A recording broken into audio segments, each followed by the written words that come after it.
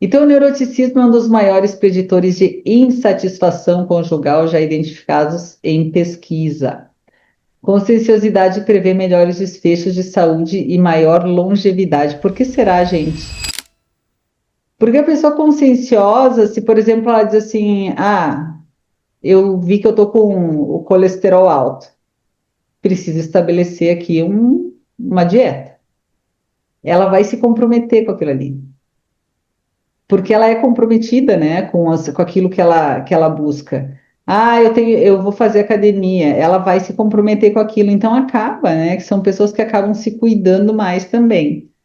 E já o neuroticismo, gente, vocês pensem o seguinte, a pessoa super sensível, né, não tratada, tá, que não enxerga isso, ela vai para o casamento e ela tá com alguém 24 horas por dia, gente. Essa pessoa já não está se aguentando com ela, né? Então agora que tem um outro junto, ela passa a não aguentar o outro também. Então, como é importante, pensa quantos casamentos a gente não teria salvado aqui se a pessoa soubesse, opa, eu acho que ele não é tão horrível assim, eu acho que também eu estou exagerando, porque eu tenho uma tendência a ver as coisas maiores do que elas são. Ou ao contrário, né, gente? Eu acho que a outra pessoa tá aí, que também acontece o oposto, né, gente? As pessoas com autoneuroticismo também podem se botar num lugar de serem abusadas aí também, né? Por justamente eu tenho medo, tanta ansiedade que ele me bate, mas me protege. Então, assim, o desfecho a gente que vai entender ali como é que esse neuroticismo está agindo. Quando a gente tem queixa de dificuldade de manter relacionamentos e pico de ansiedade social, como nesse paciente aqui, tá? E o paciente ele chega afirmando que sempre afasta as pessoas quando a relação fica séria. O que eu penso desse paciente? Ele relata episódios recorrentes de ansiedade antes de encontros sociais. Descreve a si mesmo como complicado e difícil de entender até para si mesmo, tá? Então, assim, esse é o paciente. Então, vamos pensar que a gente só entrevistou, a gente vai notar que ele é ansioso, a gente pode notar que ele tem uma baixa autoestima, que ele está confuso. Agora, quando eu vou entender estilo de apego, quando eu vou entender questão da personalidade, aqui no caso do NELP, tá, gente?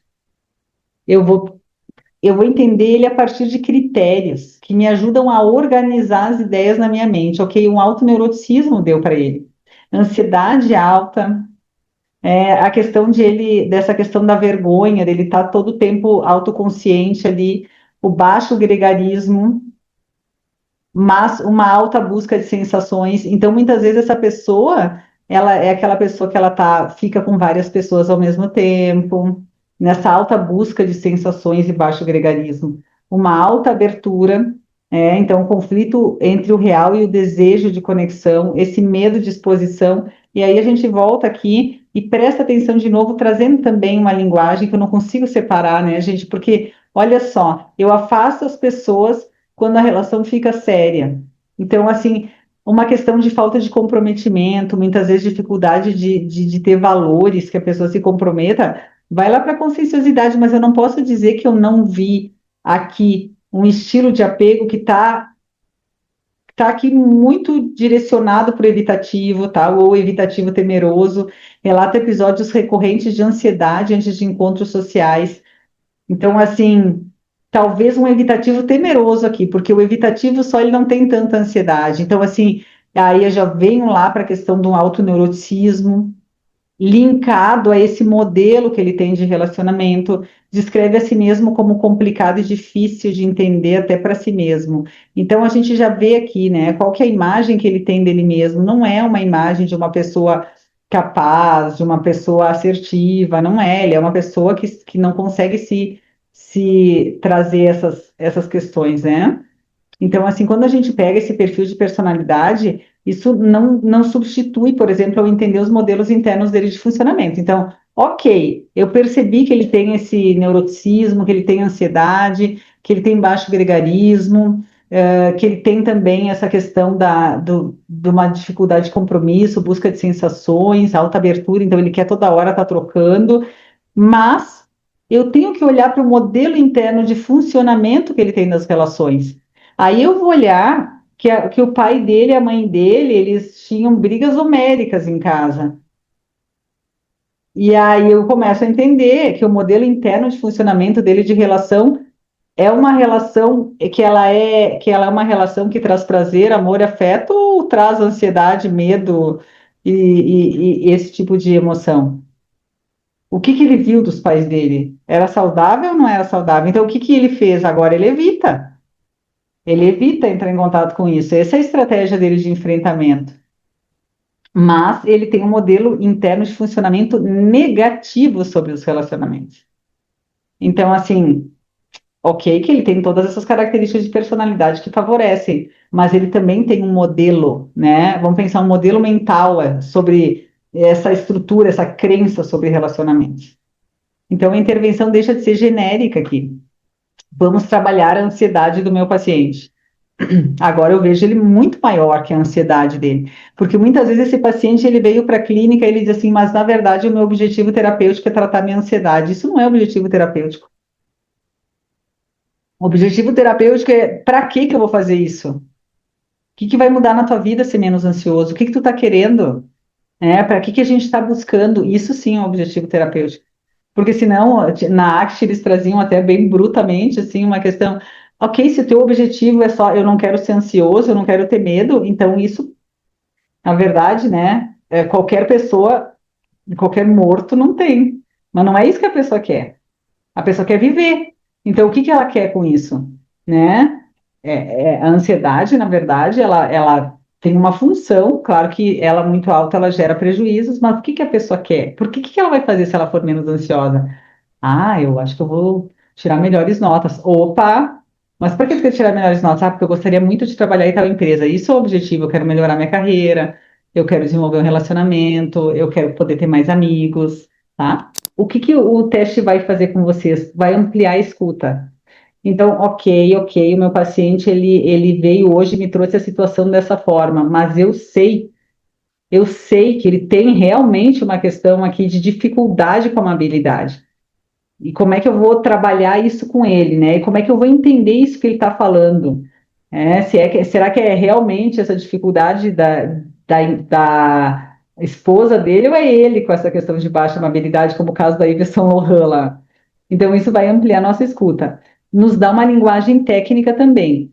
Principalmente quando a gente tem pacientes mais racionais, evitativos, isso nos ajuda muito, porque é como se fosse eles, ou o paciente que tem desconfiança, o que que ela está querendo falar com isso? Ela está querendo me manipular, me influenciar? Não, não sou eu. É um teste, quer dizer, a gente está trazendo aqui um inventário, a gente está trazendo um instrumento aqui que é validado. Então, não sou eu que estou inventando isso. Isso ajuda também a gente a se proteger. E ele aprofunda a nossa formulação. Porque, gente, são 30 facetas para a gente olhar do paciente. Então, ajuda a gente a entender. Ou mesmo 5 grandes fatores. Eu consigo também olhar para o meu paciente a partir de 5 grandes fatores e entender o porquê que essa família acabou rejeitando aquela criança, não que ela deva rejeitar, e não que isso tenha uma desculpa, mas, por exemplo, uma família de conscienciosos. Aí nasce lá no meio a pessoinha artística, então, assim, aquela pessoinha artística ali acaba sendo rechaçada pelo grupo, e esse grupo não consegue dar para essa criança o que ela precisa. Só que aí não é que eu vou desculpar isso, mas eu vou entender que talvez também fosse muito difícil para esses pais entenderem como atender aquela criança, porque eles não têm referência. Eles não sabem como lidar com uma criança sensível, porque eles mesmos têm uma sensibilidade baixa. Então, eu começo a entender, inclusive, o clima familiar que aquela criança cresceu. Então, mas lembrem, o NeoPR sozinho não resolve o caso. Então, assim, não vão com essa ideia, não, agora eu vou usar o NeoPR e pronto, é só isso, né? Embora ele seja uma ferramenta poderosa, lembrem daquilo que a gente veio trabalhando aqui: história, vínculos, quais que são as defesas do meu paciente, esquemas, modelos internos de funcionamento. O que que o meu paciente ele usa, costuma usar mais? Luta, fuga ou paralisação? Então, é o paciente que, quando ele está ativado aqui do neuroticismo dele, está altíssimo ali naquele dia, ele está sentindo todas aquelas emoções, o que que ele faz? Ele briga, ele foge, ou ele chora, o que que ele faz, né? Vamos entender quais que são as estratégias de enfrentamento dele. Como que ele reage a estímulos? Como é que ele se organiza, gente? Porque muitas vezes a pessoa teve ali, ele tem uma capacidade de organização baixa, mas ele foi treinado, ele teve uma família que ensinou ele a fazer, faz um checklist antes de viajar, e ele começa a ter estratégias para lidar com aquilo ali. Como que ele sustenta os objetivos? Então, assim, agora lembre o seguinte, né? A gente precisa ainda poder diferenciar aqui, que eu coloquei aqui, o que que é temperamento e o que que é do ambiente, tá? Então, assim, como eu disse, tem o Cloninger, tem outros também que falam. Eu gosto muito, como eu disse para vocês, do Cloninger, por conta que ele traz essa diferenciação de temperamento e caráter. Então, peraí, isso aqui é biológico. Então, nos ajuda até na decisão, sabe? De deixa eu pensar, a gente muitas vezes está tão em dúvida se encaminha para psiquiatra, não encaminha. Poxa, mas tem um fator biológico muito alto e a pessoa está apresentando aqui realmente um alto neuroticismo, então, né, já nos ajuda a tomar essa decisão aqui também. Como os vínculos se formaram, qual que é os estilos de apego aqui, gente? Se a pessoa tem um estilo de apego ansioso, eu já sei que a tendência dela, quando ela entra num relacionamento, é ela ficar ansiosa. Então a gente pensa, poxa, meu paciente está há tanto tempo, né, sem namorar, agora vai namorar, que legal. Aí o paciente fica pior. Por quê?